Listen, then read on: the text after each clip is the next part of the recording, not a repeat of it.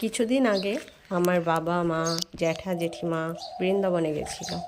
তো বৃন্দাবন থেকে বাড়ি ফেরার দিন এই ভিডিওটা করেছিলাম।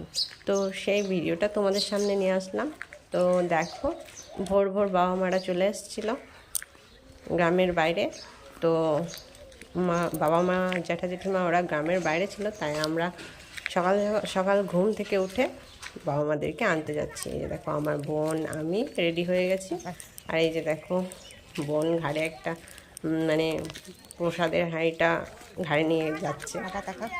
তো দেখো, যেহেতু বৃন্দাবন থেকে বাড়ি আসছে, তাই সবাইকেই প্রসাদ দিতে হয়। গ্রামের বাইরে থেকে মানে শুরু করে মানে যে সামনে থাকে রাস্তার মধ্যে প্রসাদ দিতে দিতে বাড়ি আসতে হয়। এটাই আমাদের মানে হয়ে আসছে এরকম নিয়ম।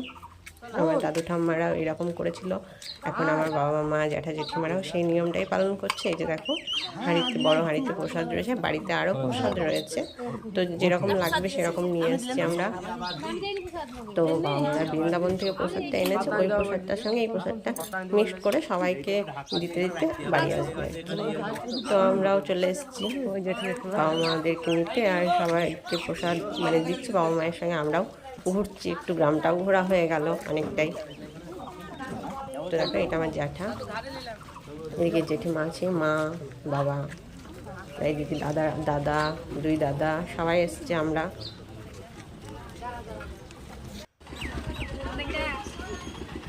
তো দেখো, রাস্তার মধ্যে যাকে পাচ্ছে তাকেই মানে প্রসাদ দিচ্ছে। আর যেহেতু অনেক সকাল ছিল তখন, সেরকম লোকজন রাস্তার মধ্যে ছিল না, মানে সবাই ঘুম থেকে ওঠেনি।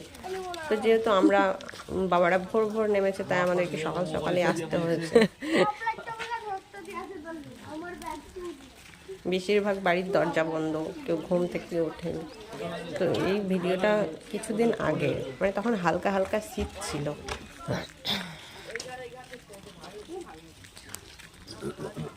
ভিডিওটা যেহেতু আমার এডিট করা হচ্ছিল না, ওই জন্য পোস্ট করা হয়নি। তো এখন এডিট করে আমি পোস্ট করছি। তো সবাই দেখো চাদর গায়ে দিয়ে, মানে হালকা হালকা শীত ছিল যেহেতু সকালের দিকে, সেই জন্য শীতটা লাগছিল। বেলা হলে অতটাও শীত লাগে না। এই যে দেখো, বাইরের পরিবেশটা দেখাচ্ছি তোমাদেরকে।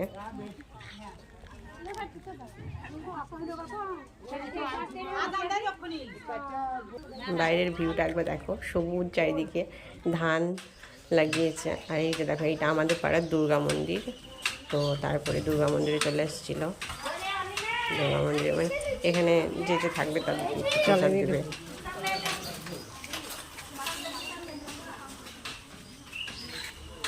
এখানে দুর্গা মন্দির, কালী মন্দির,